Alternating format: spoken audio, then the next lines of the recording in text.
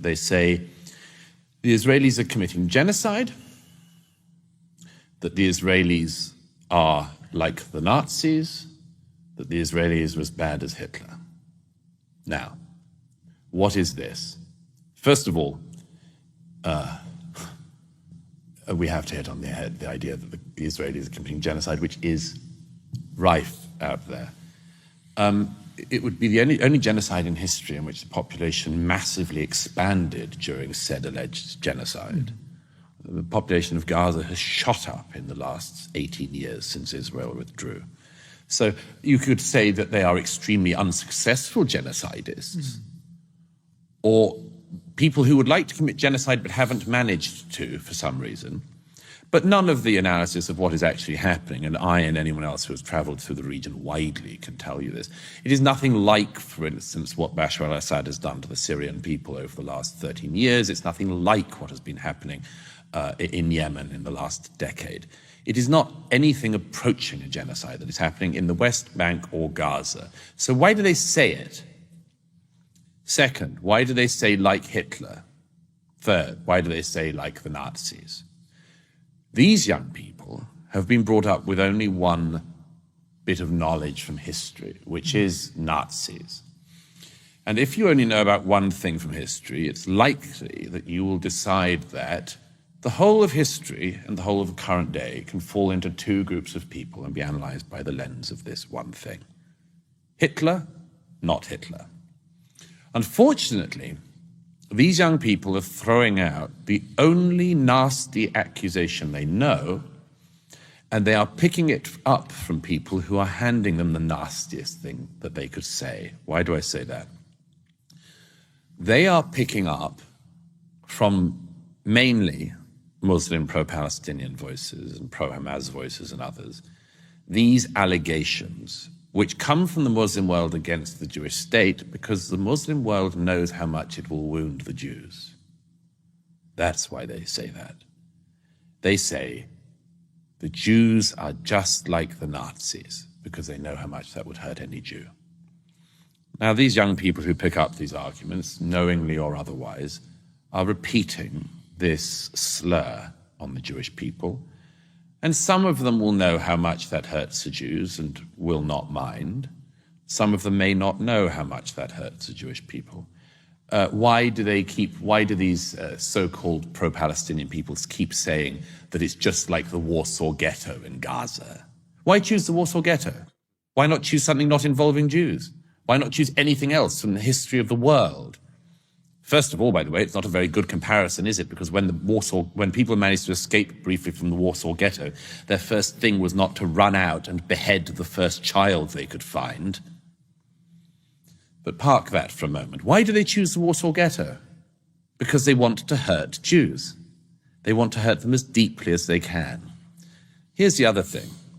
If you have this great mistake of thinking that the whole world can be divided into Hitler and not Hitler, these kids, and kids they are going to discover, if they have their way, that they were Hitler.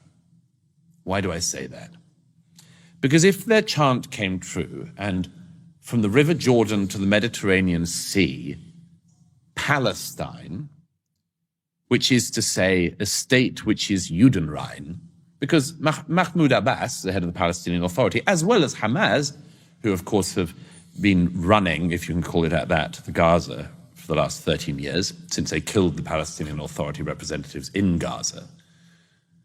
Both Mahmoud Abbas, the head of the allegedly moderate PA, and Hamas both agree that Palestine must be Jew-free. There is no scenario in the heads of the Palestinian Authority or of Hamas in which one Jew is allowed to live in the Palestinian state. So if from the river to the sea a Palestinian state is created, it will mean either the eradication of all Jews in Israel or the displacement of all Jews in Israel, which means carting out every Jew from their historic homeland and either killing them or sending them somewhere else. And that would be done in the name of being anti-Nazi. These people have a huge problem coming their way if they get their way, they're ignorant as hell, and they will have to hope to God that they never get what they say they want. And Douglas, this is one of the things that has really struck me, because the Israel-Palestine issue, we've had people on the show to talk about it, but it's honestly not something that I have really paid a huge amount of attention to. I say that with some regret now, but nonetheless. What has struck me is I don't understand the double standards that seem to apply to Israel. I'd never really paid attention to, and therefore I haven't, but I don't understand. I mean, we're talking now about proportionality. And this is they always do, as long as it involves Israel. And I haven't understood what that means exactly, because I don't think Israel would want to go into Gaza and butcher innocent civilians in the way that Hamas did. And also, in a war, proportionality is moronic. You're trying to win. Yeah, of course. So why are people calling for proportionality? Because they want Israel to lose. That's all. No, the international community always does this. There's, not much love lost across much of the world for Israel, for the same reasons as I described much of the Muslim world not having much love for Israel. Becomes the whipping boy, the scapegoat of the international community. The joke that the UN should have a football team. They would say, well, who would they play? Israel, obviously. There was a vote at the UN the other day, a few days ago, which simply called for one thing, which was the international condemnation of the Hamas massacres of the 7th of October. It didn't pass. Didn't pass. The UN couldn't bring itself to vote to condemn the massacre of the 7th of October. And when it was announced in the hall that it hadn't passed, there was much whooping and clapping. Now, we've seen this before, of course.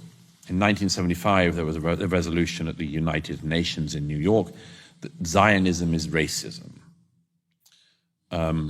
One of those proposing this motion was Idi Amin, fine, upstanding gentleman. A good guy. Yeah.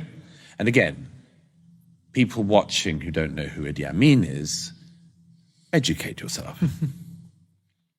And the evening that the vote was put to the UN, a drinks reception was held at the United Nations for those voting that Zionism was racism. And who was hosting the drinks party?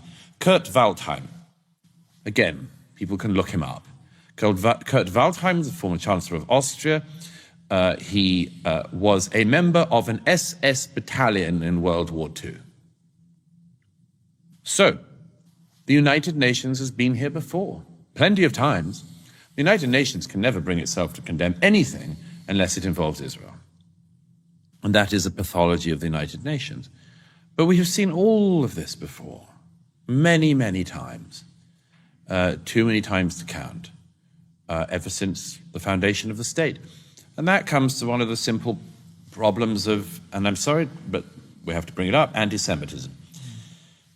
One of the simple problems about anti-Semitism is, as everybody who knows about it knows, is that it's a shape-shifting virus.